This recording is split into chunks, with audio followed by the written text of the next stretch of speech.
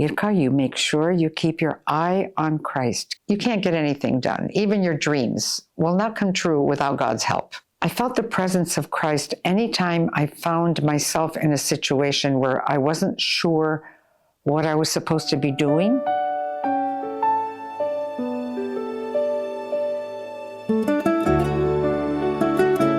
When my parents when we immigrated to the United States after World War II, we were sponsored by a mission parish in Broadalbin, New York, which is the Stanford Eparchy. And my parents, after a year, purchased the house, which was right next door to the church itself. And we became sort of the keepers of the church. My dad looked after the church. We made sure it was open and everything was ready when the priest came in once every Sunday. And I grew up near that church, even though the services were because it's a mission church, we were only there, the priest only arrived on Sunday. We had a lot of visitors. The priest that came to serve spent the rest of the day with us in our home. My mother was familiar with them from Ukraine because her father was a priest. So she was familiar with a lot of priestly families from Ukraine. And thus began a very close relationship, my relationship with the priests that came to visit and serve at our little parish. And when I was quite young, they would come in and I would always go and hide. So they would have to find me. You know how little kids do that. And they would always say, "Where's our little Yimost? Where's our little Dobrodika?" And why they called me that, I don't know. There was something about maybe, I don't know, my bossiness or whatever, that they thought that was my calling. And little did I know, I guess, that perhaps it was. So that was kind of the start. My parents were very faithful, always observing the feasts. So because we didn't have a regular priest, I remember my mother keeping the feast days simply by either maintaining the fast that was required or by not working. Even if it was a Tuesday or a Thursday, we would always know what feast day it was because she would tell us, and she would not work herself. My father, of course, had to go, but we observed these feasts at home. The domestic church, I think, was healthy. We prayed at home. Always before meals, morning, evening, we were always reminded of prayer. So that's how I grew up. But what was very interesting, maybe more in line with when my life in the church began more solidly, was when I was at university, and on Saturdays and Sundays I would go to Soyuzivka, everybody knows where Soyuzivka is. They needed workers for Saturday and Sunday, and Blaženíši Ljubomir Huzar, who was a priest then at the seminary in Stanford, would come up on Friday evenings and Saturday, Sunday, and minister to the little parish that was developing there. So we girls that came up to work, we would always wait for Blaženíši to arrive on Friday evenings so we could make him his bread, butter, and onions and tea. And then we'd sit at the table in the kitchen down below, asking him questions. And he was absolutely wonderful in being patient with us, answering our questions. We had these interesting theological discussions. But even more than those discussions were the liturgies those Sundays. The liturgies took place because there was no church, and during the year we couldn't use the outdoor chapel. So at that time the liturgies were in a very simple room with just the altar and what Blaženíši needed for liturgy. And his homilies, his sermons were amazing. And I think it was those homilies and liturgies that awakened more deeply. My spiritual life came to life. I began to understand my faith more deeply. I experienced it more clearly at these liturgical services that were truly beautiful. And I began to grow there on those weekends. I began to grow spiritually. Later, in the summertime, I would go to work on Staten Island, New York, at this mission where we looked after, it was a boys' home, children that were taken away from their parents temporarily. They needed to live somewhere. They needed to be entertained and looked after. So I went to work there. Seminarians would come there to work as well in the summertime. It was a good experience for them. And so I met a lot of young seminarians at that time, and developed friendships with them. We ate together. We met together to sing together sometimes. It was a Roman Catholic establishment, so the services there were obviously Roman Catholic. But I came to know these seminarians, and that's where I met, make it very short, my husband, who had just left the seminary for a year to discern whether he wanted to be a celibate priest. And because he was really struggling with that aspect of his calling. My husband and I, even though it wasn't logical for us to think that we could be married, because we obviously fell in love, and my husband still wanted to be a priest. And I said, well, why can't we?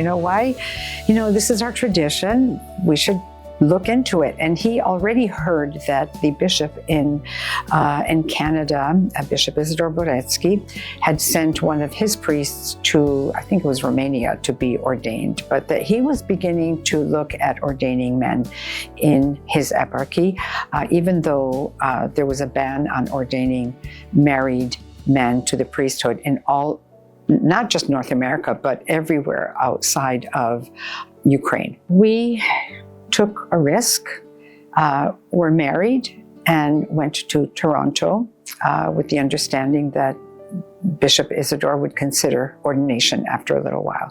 And we were there for not even a year when the bishop called my husband to be ordained deacon and then priest right away. And then our first daughter was born just before, several months before his ordination. And within a few months of ordination, he was assigned to a parish in Welland, Ontario. And that's when our real work in the church began. And yes, we experienced difficulties. Right in our first parish, there were some misunderstandings. You have a young priest and enthusiastic and wants to do everything the right way, serves beautifully, but not quite what the people are used to. We realized that maybe it was time to move to another parish where we can serve more fully and more freely. Or the bishop said we need a priest to start a new parish in north of Toronto, where that area was growing. Toronto was exploding. And it was obvious that the area that he was sending us to, there were some families there, and that this would grow. At the time, there were 60,000 people there. So we moved to Brampton with the understanding that for the first years, my husband, had just gotten a job there in that area, and he would support us with the teacher's salary while the parish would provide us with a place to live. And the first year there was, once again, very difficult. Everything started wonderful. Everybody's happy, good, people getting together. There were 12 families, and there were others on the outskirts that were just watching to see what would happen. After a few months, 6 of the 12 families that invited us, and that sort of supported the purchasing of a house and were the beginnings of this parish, were just not happy with the way things were going. They were used to a less traditional Ukrainian church. They didn't think that they were ready for what my husband, with Father Roman, had to offer in the way of traditional services. And the other 6 remained very strong and were very supportive, and we got to know them quite well, and they were younger families. And so we immediately, because they were younger families closer to our age, I think we were able to establish with them a really good and understanding relationship. They were open to learning, they were open to growing. And and they wanted something for their children. And in fact, their children and our children grew up together, and they became the core of our parish. Then began the real work of the parish. 2 years there, then another 15 years in a borrowed facility, which was a little brick church that was built as a chapel on the facilities of a prison. And we were so happy to have that building of our own, put up an iconostas and icons, because in the school gym we couldn't do that. It meant setting things up every week. And so then began a real period of teaching, of catechesis through liturgy. Because it was at the liturgical services. The homilies were always catechetical in nature, so people would understand the liturgy more deeply. First church, I say first because we have a second one now, but the first church was consecrated in 1995. And we were so happy because we had our own space. There was a cemetery behind the church. It was very providential, to some degree, with the help of Bishop Boris, who told us about this famous Bohdan Turecki iconographer.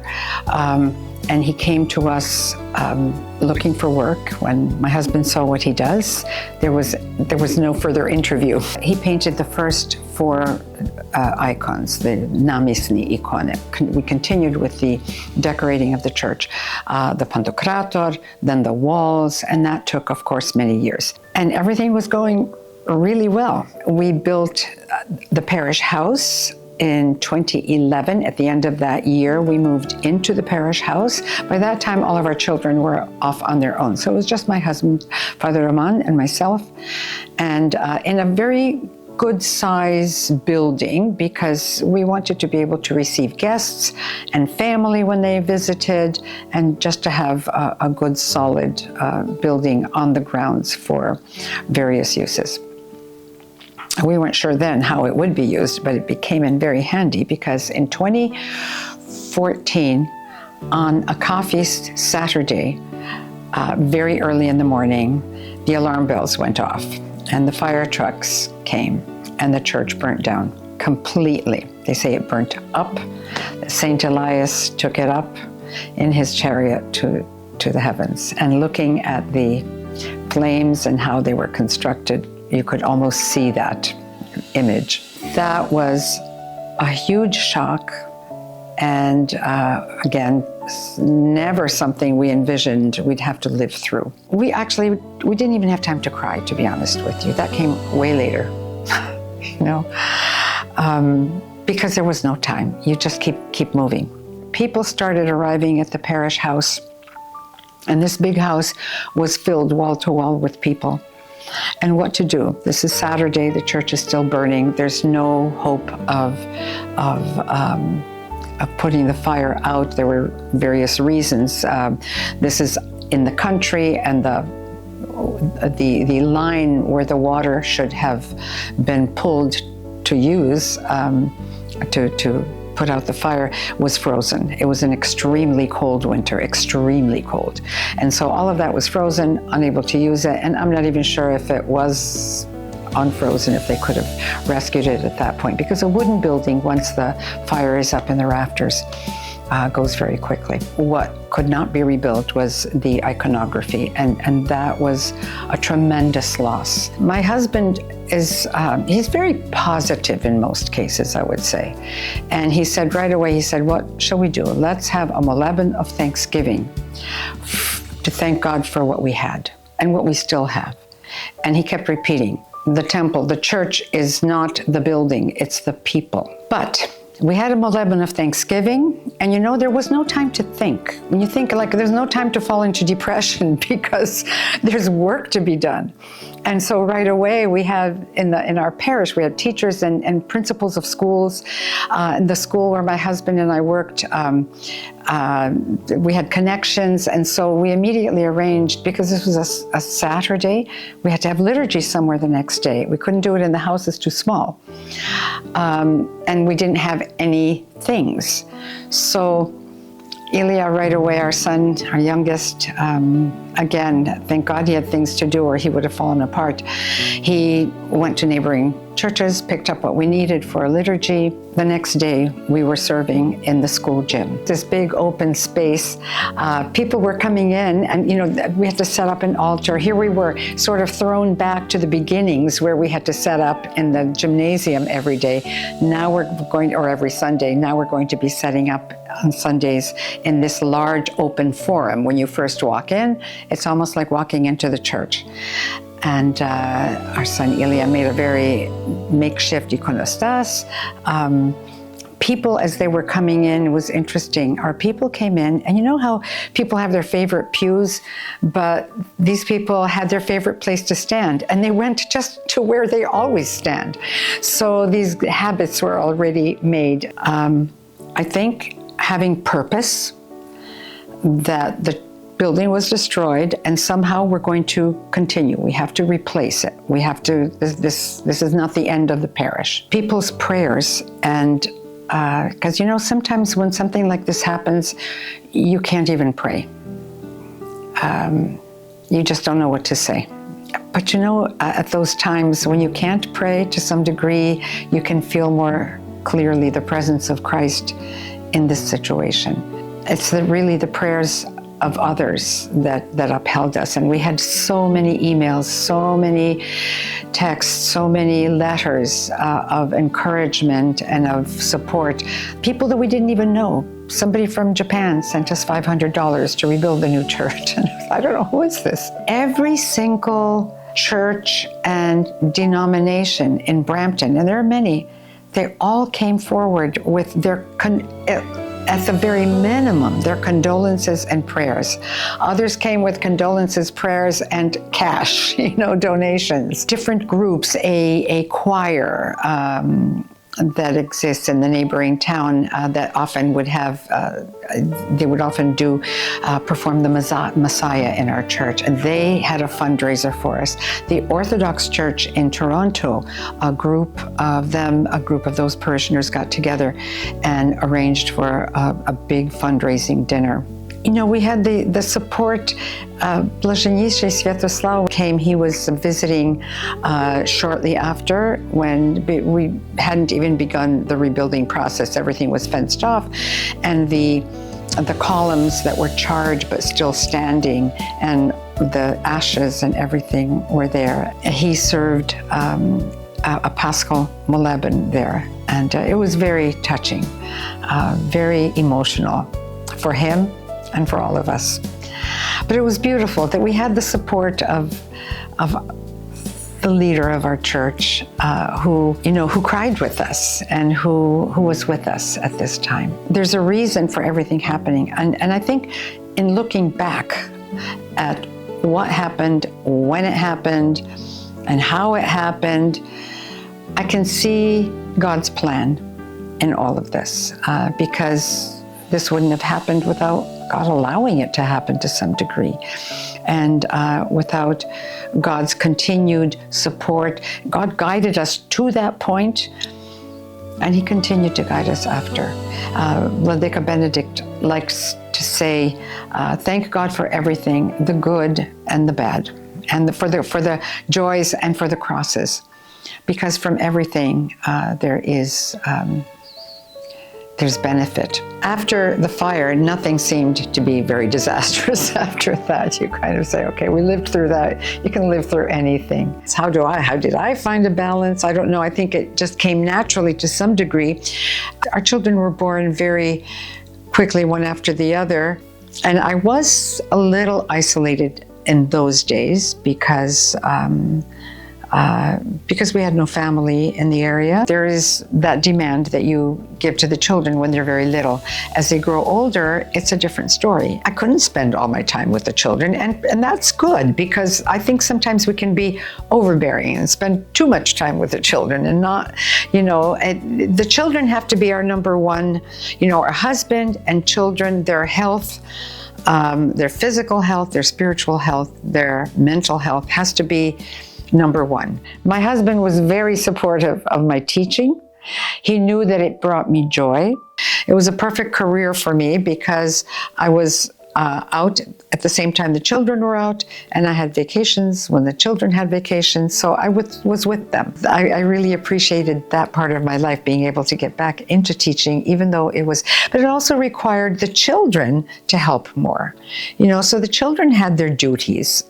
There was the cleaning on Saturday, and there was the, helping in the kitchen or whatever had to be done. And so the children had to help out. And sometimes I'd be invited to speak to parents at St. Sophia's School about raising their children in the faith.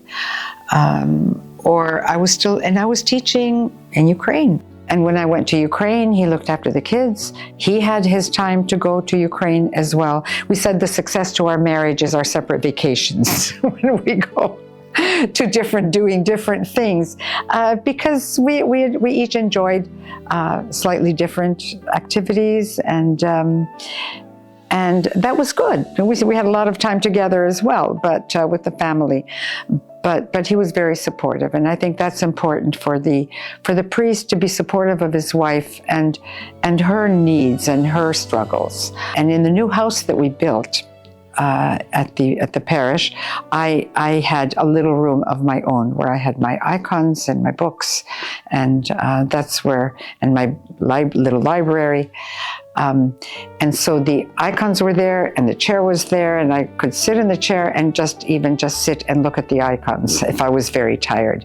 But I had a space to go and just pray on my own.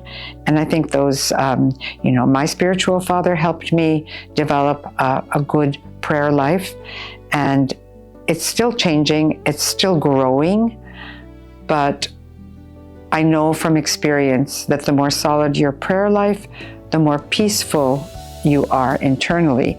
And then whatever comes along, you handle it very differently. You learn resilience in what you're doing. I'll never forget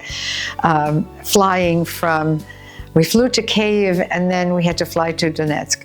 And I got into the plane, and I looked, there's duct tape on this piece of wing, and they're over here. And I thought, well, I just hope I get to see my children again.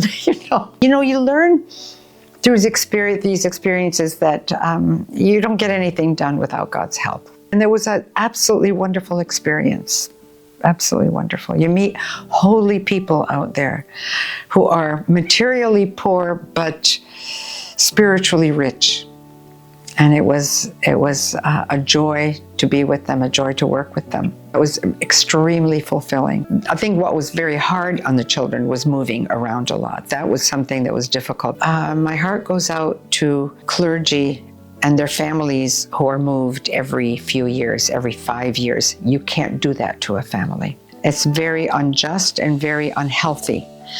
If they have to move because something's not working at the parish, and that happens sometimes, even after, like it did to us, we put our time in there and knew that we couldn't take it any further. So that's when we moved to Brampton. But sometimes it's just as a rule, because the Roman Catholics do that, every 5 years. You can hardly get to know the people in those 5 years. And for the children, it's new friends, new school. It's very hard on the kids. We would have visitors. That was an important kind of ministry, to receive visitors who were really interesting people. Even if they're there for 24 hours, you sit down at the table to eat together, you have Vespers together, you eat together, and you get to know these people, and you think, wow, what a blessing this is. Beautiful, because we came to know many beautiful people. Saints visited our house, I'm sure of it. I think a couple of times, especially in Ukraine, and I know my spiritual father said, Irka, you make sure you keep your eye on Christ. Keep your eye on Christ. And somehow there was a moment, there was a time when we were out and we stopped into this church. I don't know why. It was just a church on the way from here to there.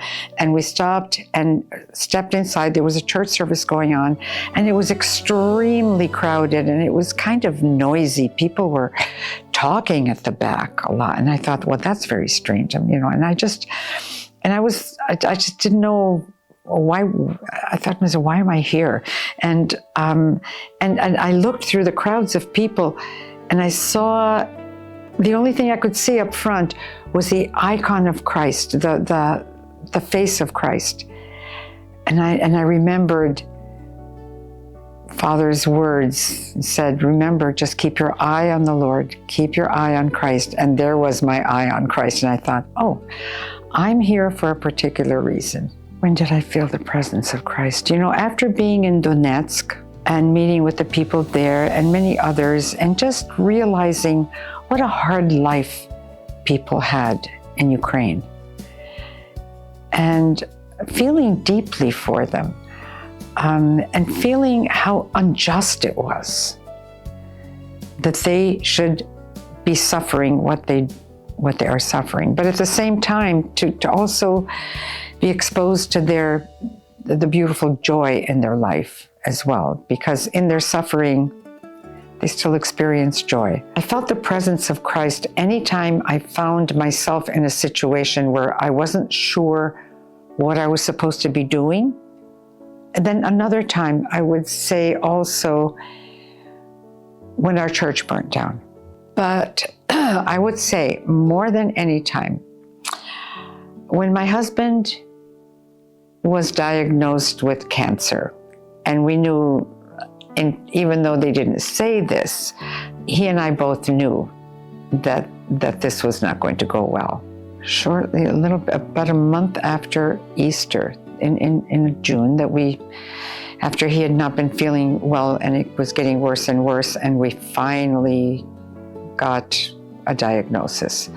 And it was, he had esophageal cancer.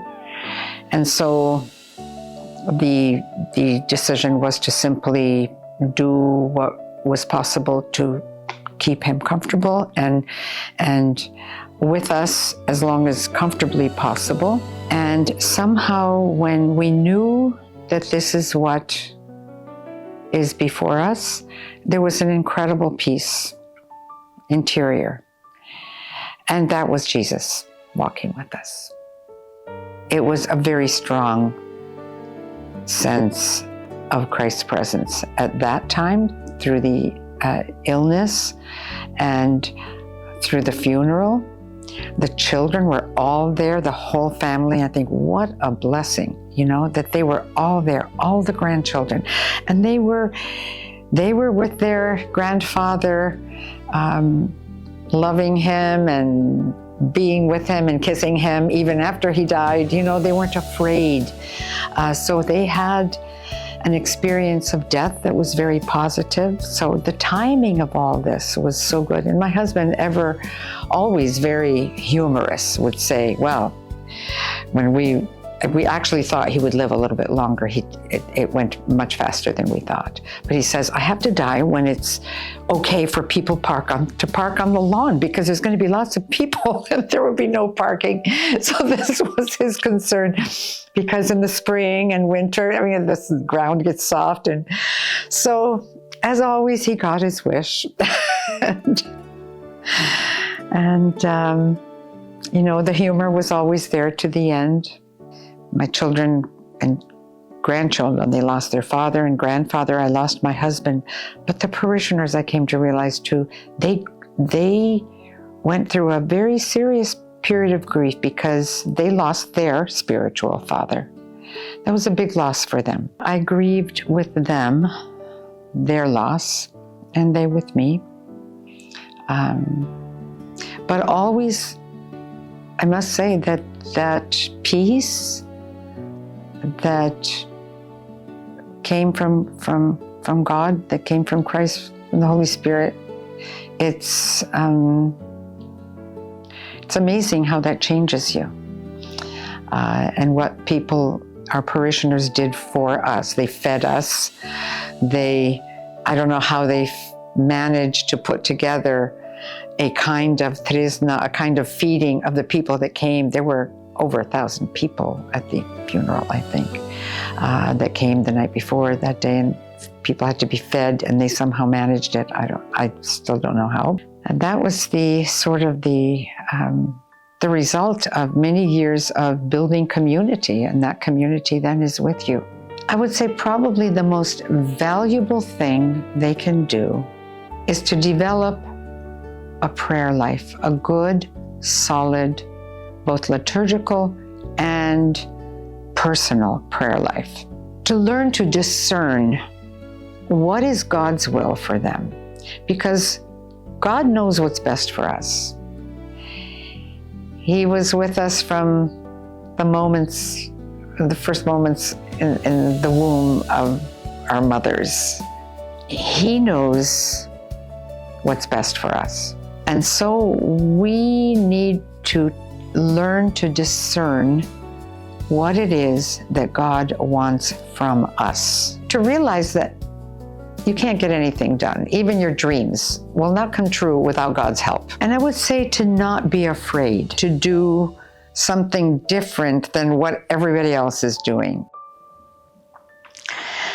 Sometimes it's good also to reflect on your life, to look at how God has been active in your life, to come to the realization that truly God has been active in your life. I mean, He placed you with certain parents. He in a certain place, in a certain era. And all of this is important in making you who you are, in sort of informing you as a person, informing your personality. Certainly, I know when I look back at my own life, and I had a really happy childhood, even though somebody else would say, well, that was difficult. I mean, my mother gave me birth in a displaced persons camp, you know.